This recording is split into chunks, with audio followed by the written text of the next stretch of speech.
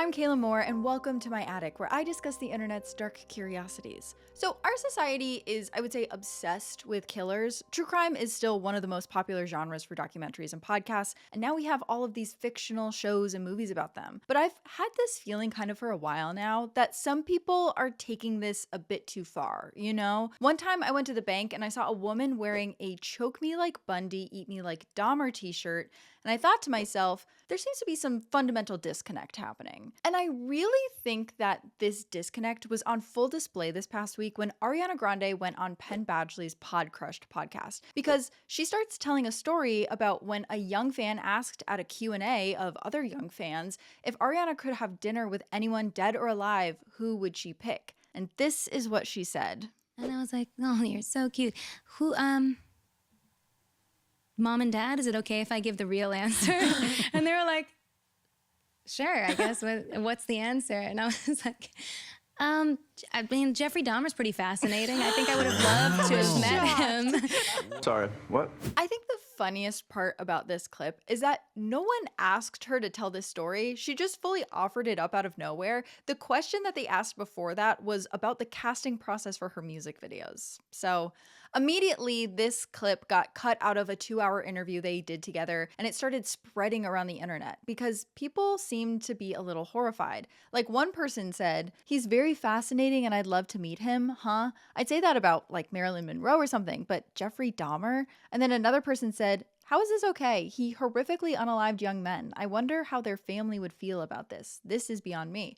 And then someone said, "That is so disrespectful, especially considering most of Jeff Dahmer's victims' families are still alive." Exactly. A lot of the family members of victims are alive, and some of them are probably even fans of Ariana Grande. She truly could have had dinner with anyone. What does Jeffrey Dahmer have to offer that's more interesting than anyone else to ever live on this earth? Are you kidding me? And not to mention, when you're Ariana Grande and you have that kind of platform, people are going to see what you say. And in this case, family members of Jeffrey Dahmer's victims did catch wind of this interview. Like, for instance, Shirley Hughes, whose son, Tony, was a deaf non-speaking model who Dahmer killed in 1991. Shirley told TMZ, "To me, it seems like she's sick in her mind. It's not fancy or funny to say you would have wanted to do dinner with him. It's also not something you should say to young people," which she says she did. Exactly. I can't imagine telling a group of children that you would love to meet Jeffrey Dahmer. Most of them probably don't even know who that is at that point in their lives. It honestly reminded me of that documentary Quiet on Set, when Brian Peck, who's the abuser, goes into his garage and shows all the kids from Nickelodeon paintings that he got from John Wayne Gacy. Like, read the room? Listen, I'm not saying all this to blame Ariana per se for having a dark interest in serial killers. I think that's fine. I actually think that it's very normal to be interested in dark stuff. And I think most of the people watching this probably have a dark curiosity. Like, I know for myself that I do. No, people are very curious about that.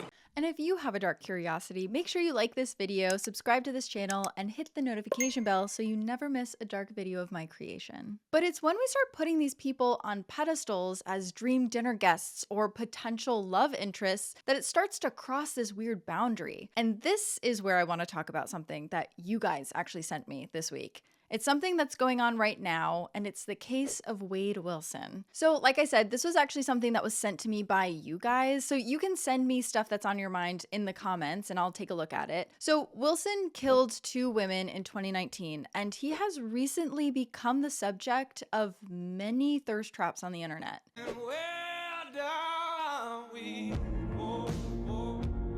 In October of 2019, Wilson met 35-year-old Christine Melton at a bar one night, and the two went home together, but the next morning, Wilson strangled her in her home.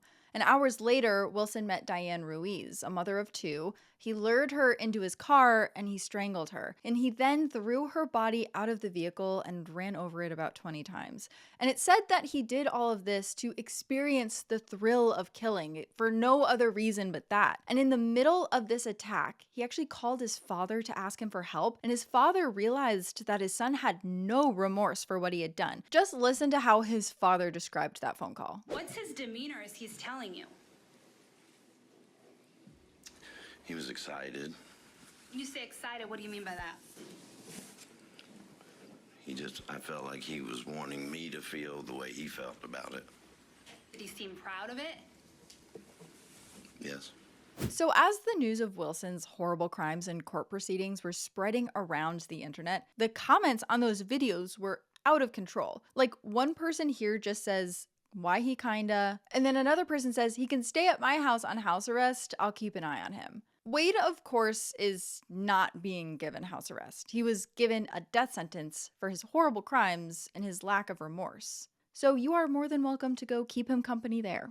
So then also you can imagine my surprise when I'm scrolling through TikTok late at night and I see this video that says intrusive thoughts about Wade Wilson. Will someone just please tell me what's happening? I feel like I'm going crazy. Are we so desensitized to murder that people can look at a guy like Wade and think that they can change him? Or are there just delusional people out there who like that someone is a killer? I don't know the answer to this, but what do you guys think? You can let me know in the comments because I'm legitimately confused by this one. And that's really all I have to rant about today. But before I go, I like to do a little segment at the end sometimes where I give you a recommendation for something to watch. And I just watched something on Max called 6 Schizophrenic Brothers. And it follows the Galvin family, a family of 12 children where 6 of them had schizophrenia. It's definitely an intense watch. Most of it is through the eyes of the youngest daughter, who watched as 6 of her brothers' mental health started deteriorating over her life. If you're interested in mental health, and especially if you're interested in the history of mental health treatments, it's a very interesting watch. Like back in the day, they didn't know anything about schizophrenia. I mean, we're still learning a lot about it today, but they thought that the mother's behavior was triggering it in her sons because, history always blames the mothers. Anyways, check it out on Max if you can, and that's all I have for you today. So until next time, stay curious.